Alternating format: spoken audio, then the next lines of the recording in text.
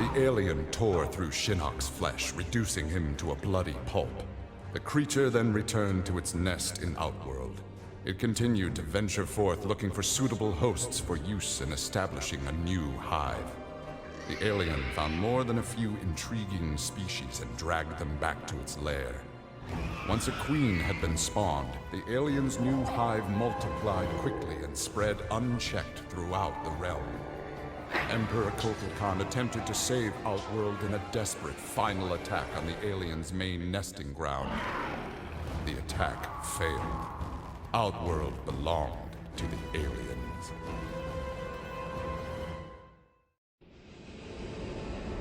Having learned that Outworld was now protected by the Mortal Kombat tournament, Bo' Rai Cho returned to defend his homeworld. He was no friend of Kotal Khan, but no realm deserved subjugation. Bo' Rai Cho began training Outworld warriors for the fight to come. With Bo' Rai Cho's fighting skills and leadership, Outworld repelled the Earthrealm aggressors. His former friend Raiden had been denied. Cassie Cage's impressive victory over Shinnok led Raiden to give her a new important task: hunting down a soul stealer. Cassie did not have to be told that the suspect could be a resurrected Shang Tsung. Having tracked him from the site of his last known assault, Cassie confronted the withered old man.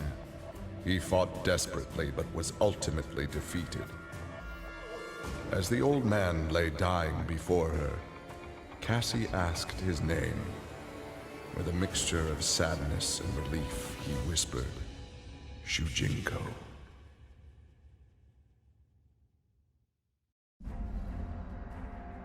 Devorah's ultimate plan was not to destroy Shinnok, but to enslave him.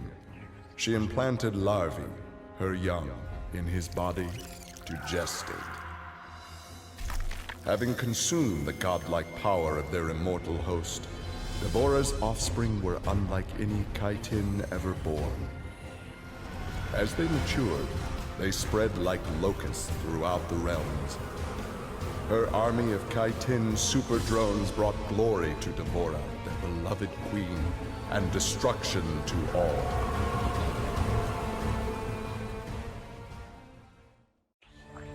Alone once more, Ermac searched the labyrinthine corridors of Shao Kahn's old fortress, searching for the source of a faint voice calling to him. Suddenly, a wisp of dust brushed his chest, wrenching free one of his many souls. The dust took the form of a man who began to consume soul after soul. As the weakened Ermac stared helplessly, he recognized the mysterious figure. The sorcerer Shang Tsung, returned from death.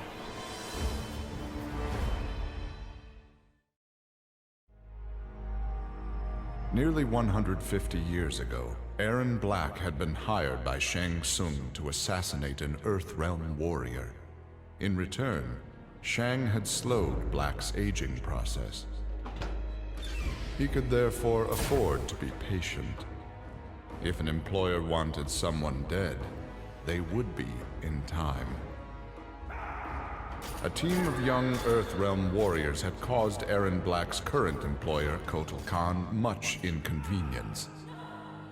With the patience of a viper, Black eliminated them all.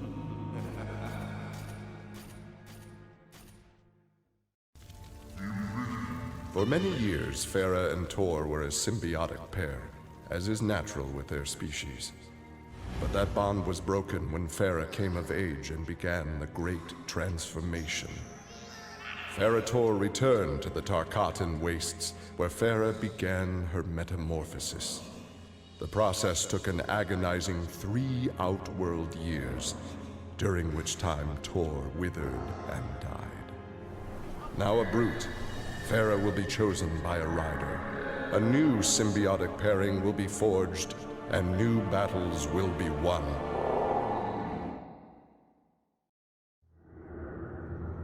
The Shokan had become outcasts for refusing to aid either side in the Outworld civil war.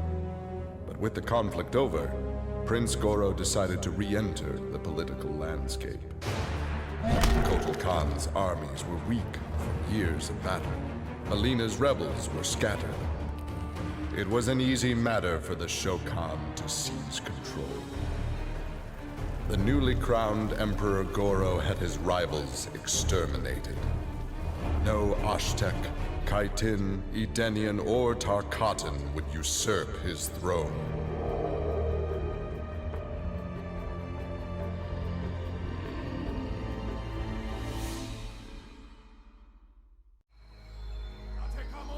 After his incursion into Earthrealm, Kotal Khan had become a prime target of Special Forces surveillance.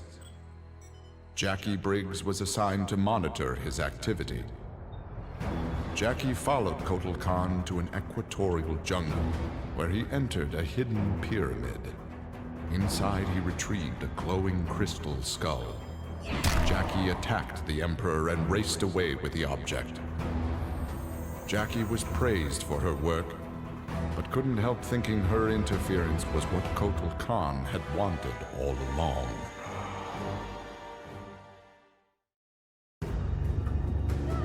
Like Scorpion, Jason Voorhees was a revenant. A vengeful spirit returned to life. Hundreds had fallen victim to his bloodlust. Liu Kang, now ruler of the Netherrealm, took notice. An immortal killer like Jason would be useful in his plans for conquest. He drew Jason into the Netherrealm and offered him an endless bounty of slaughter in return for his allegiance.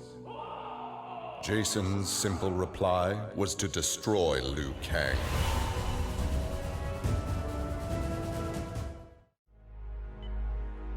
After Shinnok's fall, the hospitalized Johnny Cage asked Jax to fill in as leader of his squad. Jax agreed.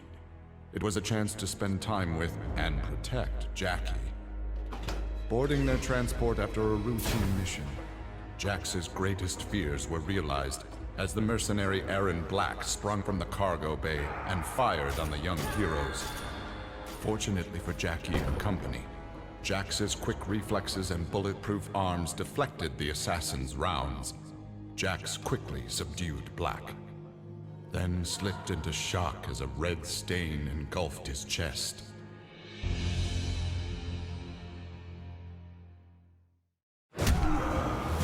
Johnny Cage's life had turned out to be stranger than any science fiction film, but he knew the final scene was approaching. With Raiden's direction, Johnny was able to sail to Shang Tsung's abandoned island fortress, where his adventure had begun, to contemplate his future. Amid the rubble, Johnny found an ancient tome. Its pages revealed that Shang Tsung had unraveled the secret to Edenian long life. Johnny Cage's retirement would have to wait.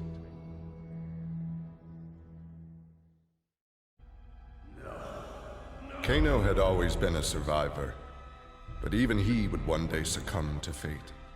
His ideals of ruthless terror would die with him, unless he could pass on his methods to a new generation.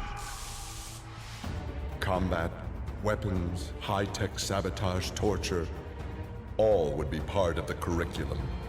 But before his students could learn his techniques, Kano would beat the weakness out of them. They would understand, or die trying. Kano's first pupil? His own son. Class was now in session. Having defeated Shinnok, Kenshi joined Takeda on his quest to avenge his mother Su-Chin's murder. Their travels took them to a cave where he and Takeda freed a man, Taven, encased in a stalagmite. Kenshi told Taven that his brother, Dagon, was the founder of the Red Dragon Assassin Clan. Dagon had not only murdered Su-Chin, but his and Taven's parents as well. Together, Kenshi, Takeda, and Taven lay siege to the Red Dragon base. Dagon fell victim to Ken Shi's rage. Su Qin's murder had been avenged.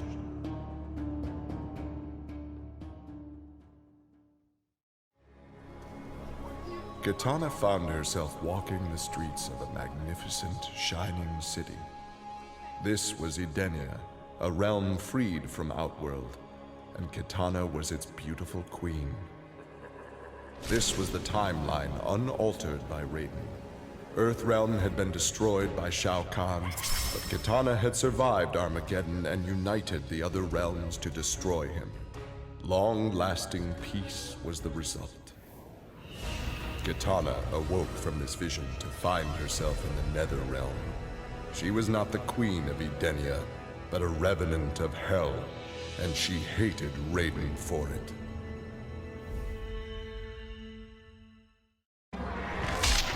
Kotal Khan returned to Outworld determined to rebuild his forces.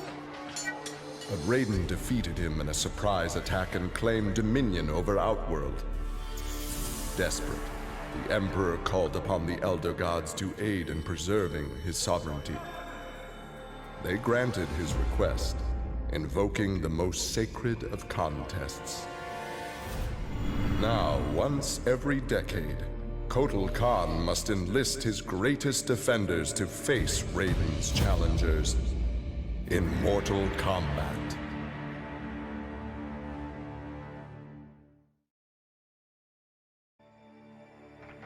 For his role in saving Earthrealm, Kung Jin's family created a statue in his likeness for inclusion in Raiden's revered collection.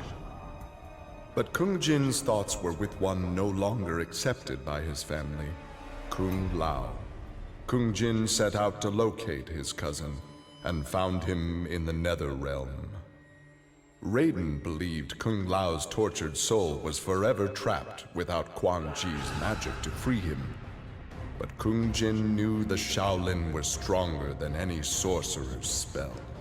He vowed to help Kung Lao fight off the evil that had remade him.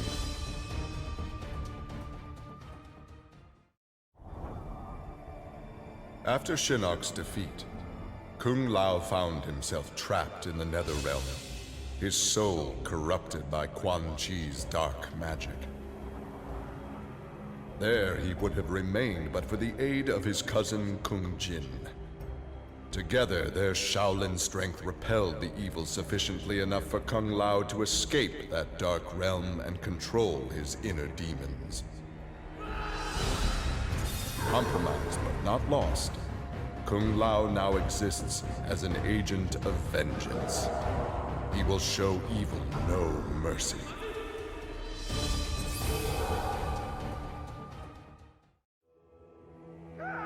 Leatherface had cut down the old man in the strange outfit. Maybe now that he was dead, the pretty yellow-haired gum-chewing girl would notice Leatherface. Putting on his fanciest mask, Leatherface found the army camp where the pretty girl could be found most days. He had to cut through a few guards and more than a few of her friends to get to her, but it was worth it. He pulled out the old man's face, which he'd saved for the girl as a present. The girl didn't want the present, and she wasn't being nice. So Leatherface chopped her into tiny pieces for Drayton to use in his chili. He then took off his mask and set to work on the girl's face. If she wasn't going to be his girlfriend, she could be his in other ways.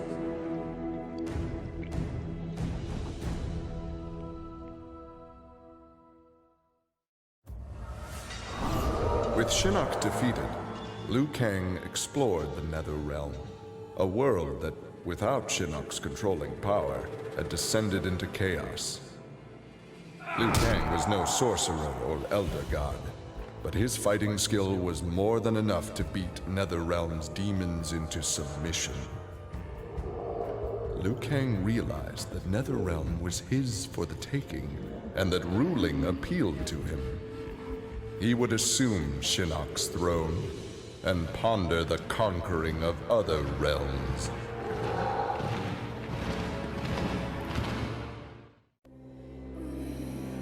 Overcome with exertion, Melina collapsed and felt her soul gliding through the ether. She awoke in an incubation chamber. Nearby were countless others, each containing an exact copy of her. Melina found she could read each being's mind and they hers.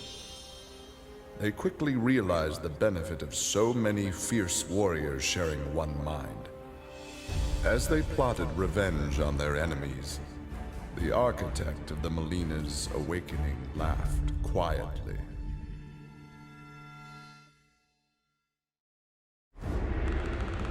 This world called Earth produced many worthy opponents, which made for excellent sport. Some possessed a power previously unknown to the Predator's race, sorcery.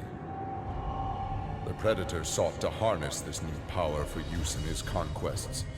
He analyzed a trophy from a recent battle and eventually discovered its secrets.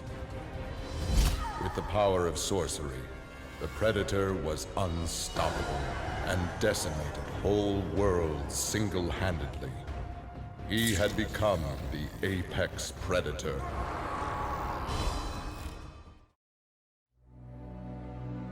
Quan Chi had long been a servant of Shinnok. His role in freeing him from imprisonment had not gone unnoticed by the Elder Gods. Shinnok was no longer a threat, but Quan Chi's actions had given rise to a new power. After much deliberation, the Elder Gods contrived a plan to rebalance this power before it grew further. Free will was burned from Quan Chi's soul and replaced with a single directive. He must kill Raiden.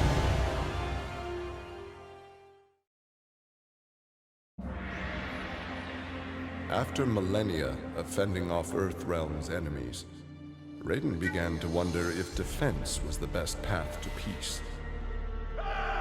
In a change of tactics, Raiden and the Shirai Ryu attacked Kotal Khan's armies before they could rebuild.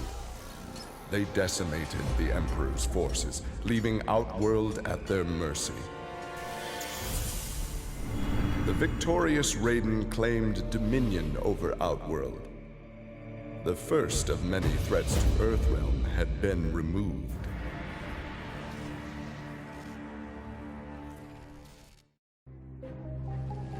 After Shinnok's defeat, Reptile was ordered to Earthrealm by Kotal Khan to assess the damage. Such intel could prove useful in future conflicts. Stumbling upon a collapsed cavern, exposed during the crisis, Reptile was shocked to see raptors emerging from within. Unlike the rest of his race, these raptors had never left Earthrealm for the doomed realm of Zaterra, and thus had remained safe and hidden. Alone no more, Reptile vowed to remain with his rediscovered people and reclaim their Earthrealm homeland.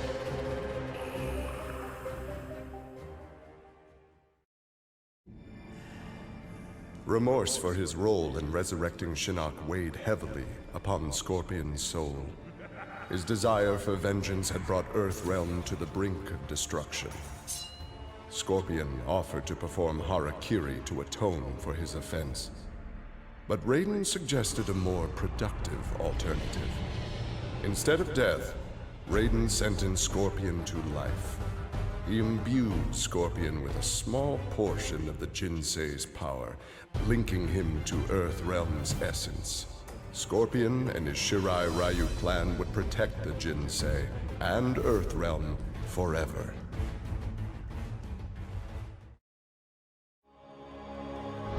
Earthrealm belonged to Shinnok.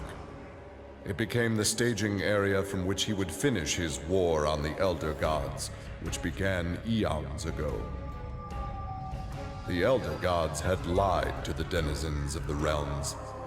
They were not individual beings, but merely parts of a greater collective known as the One Being.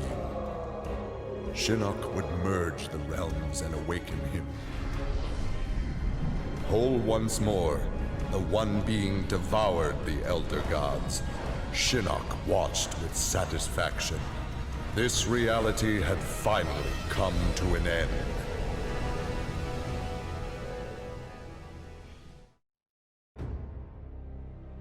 Exhausted by her ordeals, Sonya slipped into a deep sleep and began to dream. Kano held Jax and Cassie hostage. He made Sonya choose who would live and who would die. Seeing no way to free them both, she chose Cassie and screamed as Kano killed Jax before her eyes. Still screaming, she was awoken by Johnny. He had horrific news. Jax was dead by an assassin's bullet.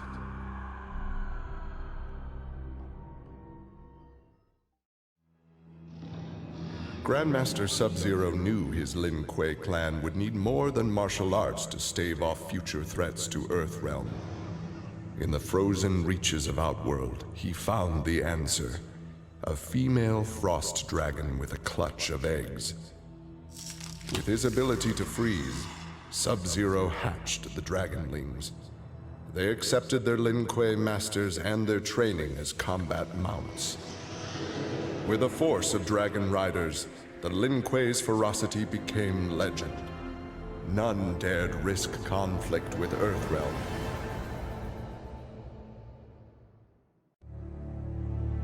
With Shinnok defeated, Takeda and his father set out to find his mother's killer, a member of the Red Dragon clan. Special Forces tech enabled Takeda to locate the clan's base and disguise himself and Kenshi as they infiltrated their ranks. Deep within the mountain stronghold, Takeda discovered an actual dragon, a prisoner of the clan. The creature used its magic to divine the murderer's name, then transport Takeda and Kenshi to a faraway cave. There they discovered a man encased in a stalagmite. The dragon had said this man would also have reason to confront Su Qin's killer. Takeda began to free him.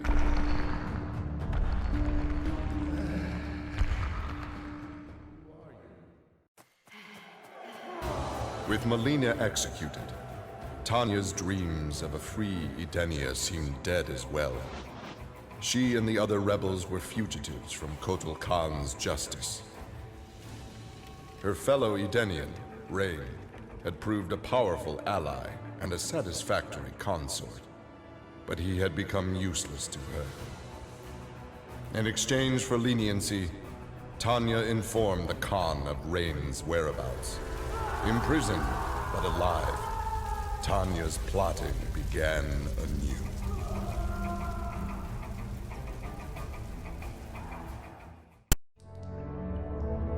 Standing over Shinnok, Tremor reveled in his power. Much had changed since the Black Dragon's excursion to the Dream Realm. Kano had sent Tremor's team there to retrieve a psych bomb to be used in Kano's theft of Shinnok's amulet. Exposure to that realm had increased Tremor's power and expanded his mind. He would evolve into an Earth Elemental, a demigod whose power would rival that of Raiden and Fujin.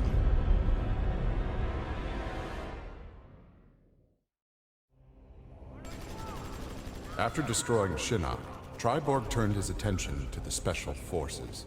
General Blade and the others fought valiantly, but their human weaknesses led to their inevitable defeat. Now with access to the SF computer network, Triborg used it to interface with the Lin Kuei storage drives from which he was spawned. He saved the brainwave data of dozens of his Lin Kuei brothers and sisters to the SF servers. The SF laboratories provided the materials necessary for Triborg to create cybernetic bodies for each one. Soon the downloads were complete. The Cyber Lin Kuei had been reformed. But because Sub-Zero had forever sullied the clan's name, Triborg decided to begin anew. He would henceforth be known as the leader of the deadliest clan in all the realms, the Takunin.